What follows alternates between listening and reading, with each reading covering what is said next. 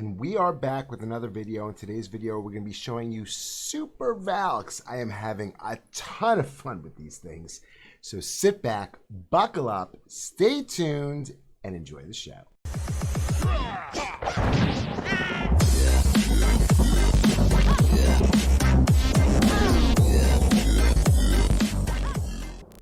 Okay, so here is the first base we're going to show. This is Super Valks. Now, what do you need to know about the Super Valks? Super Valks is a Valk on steroids. It's bigger, faster, stronger. But besides it being bigger, faster, stronger, it also drops a little going away present. When it dies out, it leaves a rage spell, slightly smaller than the regular rage spell, but it leaves a rage spell behind. So what can we take out of that? Well, we know that Valks are really, really fast, and we know that Valks drop rage spells. Well, they drop the rage spells, and those make all the other troops fast as well. So what comes out from this whole equation is, when using Super Valks, it's going to be a really, really quick attack. So, being that's a super quick attack, I decided this is a perfect opportunity to let my Warden do some work. So I'm always starting these attacks out. I'm starting with a Warden Walk, and the Warden Walk is usually going for about a minute. You look, it's 2:34. I'm going to drop the Warden in a second, and you'll see how long the Warden takes. But now let's talk about what else needs to be done. When you're looking for where you're going to put your Warden, the one thing, there's two things that are very, very detrimental to a Warden Walk. Those two things are either a lot of damage or lots of storages. Storages is something that hold the Warden down. The Warden is slow enough as it is, but the answer to both of those problems, either being a lot of damage or storages, is using a rage. But there's one thing that you could do to avoid it. In this example, why am I talking about this now? Because in this example over here, what I'm looking to do is I want to clear out this section over here. Okay, that's the section that I want to clean out. Well, we'll get to the why I want to clean out in a second. So because of that, I'm going to drop my Warden over here, and I'm going to use a baby D over here to make sure that this storage goes down. So that's what you want to do. If you can, when you're funneling with the Warden, or funneling the Warden to funnel the rest of the troops, you're using a baby D. Try to put the baby D on a storage if possible. So that is step number one. Step number two is I'm going to send my king in over here. I'm going to wall break my king in, and ideally I want my king to go down this way. So in order to get my king to go down this way, or to verify that my king is going to go that way, I knew that the royal champ would actually pull my king down, but I wanted to make sure that he stayed going down. I didn't want him coming back, so I dropped a Valk in this hole to go this way and try to take care of as much stuff as the Valk could that way. So my king is going down this way. What I want my king to do is, my Warden's going to take out this area, and I want the king to take out, the king and the Valkyrie to take out this area like that. And what that's going to do is I'm going to quake these walls like that, and then send my troops in to meet up with the Warden, and they're going to go shooting through this base like this. I'm going to drop my siege barracks over here as late as possible. Now, when you're dropping your siege barracks as late as possible, let's start playing it out now so we could start. I'll talk about the rest while this is going on. I'll zoom in a little bit on the Warden over here and the top. When you drop the siege barracks as late as possible, because you want those piggies to come in at the end of the raid. You want the piggies to come in at the end of the raid, and you want to hold your royal champ back. Your royal champ should come in behind the piggies, because they both are going to be going for the same type of things, and those piggies will be tanking for the royal champ.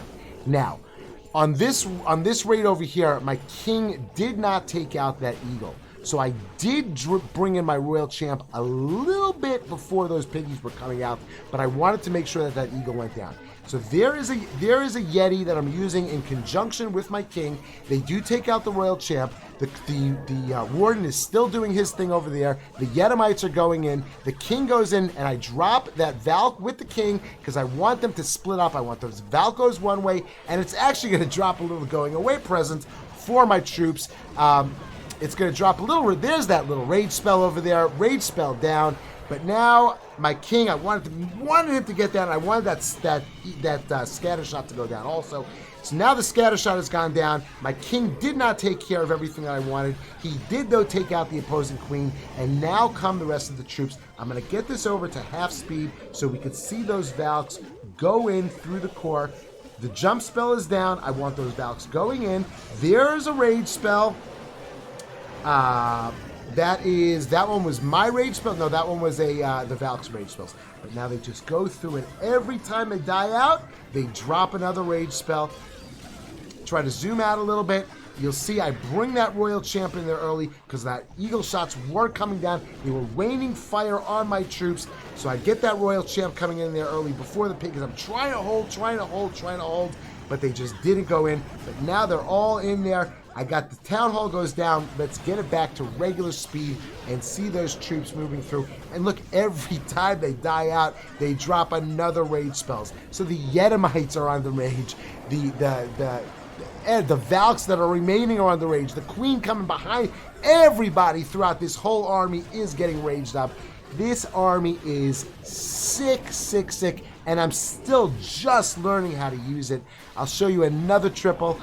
I mean, I'm just having so much fun with this army right now. Let me show you another triple, and you be the judge. You tell me if you think that this is really as OP as I think it is. Okay, so here we have the next base. What was I trying to do on this base? Well, first of all, we have to talk about a couple things. We already know you start with a Warden Walk, and the Warden Walk is supposed to establish funneling for your troops, and you really need a strong funnel for these Valks, otherwise they'll just be all over the place. So that is the first thing. But then the next thing, how do you get your troops initially into the base? Well, there's a couple things that you carry within this, three different ways of getting into the base that you carry in this army comp. One of them, as you can see over here, is going to be the Quad Quakes. Now the Quad Quakes open up one part of the base. That is one way that you can be moving around within the base using the Quad Quakes. Another thing that you have is going to be your jump spell. Jump spell can also get you into the base, get you moving through the base. And there's one more thing I'm going to have to move over for it. Those little wall breakers over there, those are the three things that you carry to get you either into the base, through the base, or out of the base. Now, what was my plan on this base over here? Let me get rid of those. Oh, no, we can still have those circles down there. What was my plan over here? Well, actually, you could see my wardens. My warden is starting over here. Why did I put my warden over here? Well, when you're looking around the board on where to put your warden, there's a couple things you don't want to put your warden in front of. You don't want to put your warden in front of a single target inferno, which means that basically anywhere within this area, I would not be putting my warden. And anywhere within this area over here, I also would not want to be putting my warden. Now, the next thing that you don't want to sit there and have your warden have to deal with is going to be a CC, which means my warden was not going anywhere in this area over here, even further. Probably anywhere within this area, which didn't leave too many places for me to put my warden. And that's pretty much where I'm starting, how I'm starting my attacks, my warden. So that's going to be my warden over there. My warden there's nowhere for me to go except for over there. Now, I could decide I could put the warden at an angle. I could put the warden this way. I wanted to put the warden straight. I chose straight because I realized that there's a lot of real estate over here that my baby D would be able to take care of without even being touched by this AD. So there was plenty of space. So that's why I started my warden straight. So now once we have established where the warden is starting, let's get this warden starting to do its thing over there. So now, the next thing that you got to think of is, where are your troops going in? We already talked about the three different ways of getting your troops into the base, either using jump spell, quad quakes, or wall breakers, which you carry all of them. But on this base, there's actually a channel which my troops are going to be going through.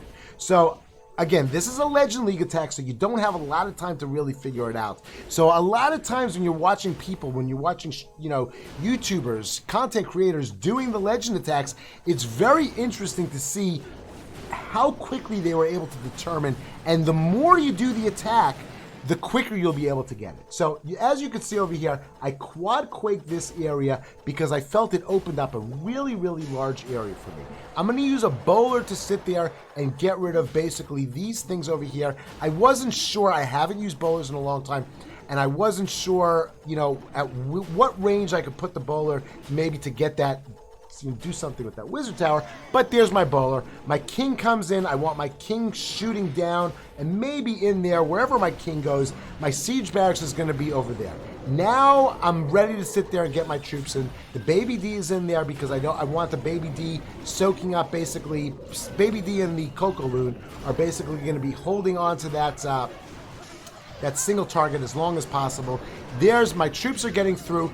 Queen goes in afterwards. Queen now has the healers. She took over those healers. Now my troops are going through. I had to determine where I wanted to drop that jump spell. So I waited to see which way the Valks were going to go.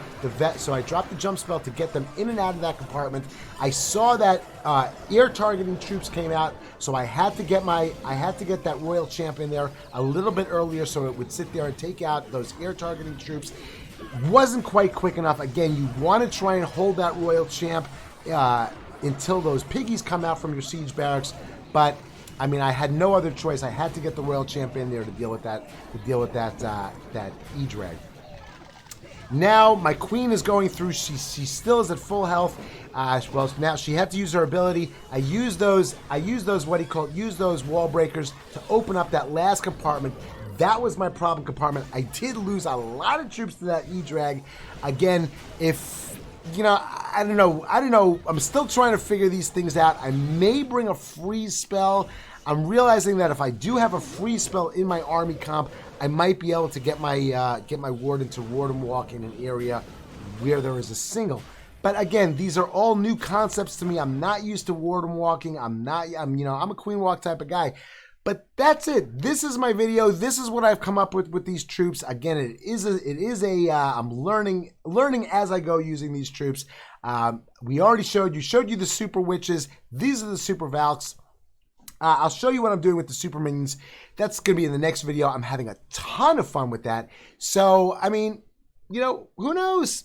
Make sure you hit that sub button so you can see when the new ones come out. You can see when the new YouTube videos come out. If you like this video, hit the like button. If you don't like the video, hit the like button anyway. It doesn't cost you anything.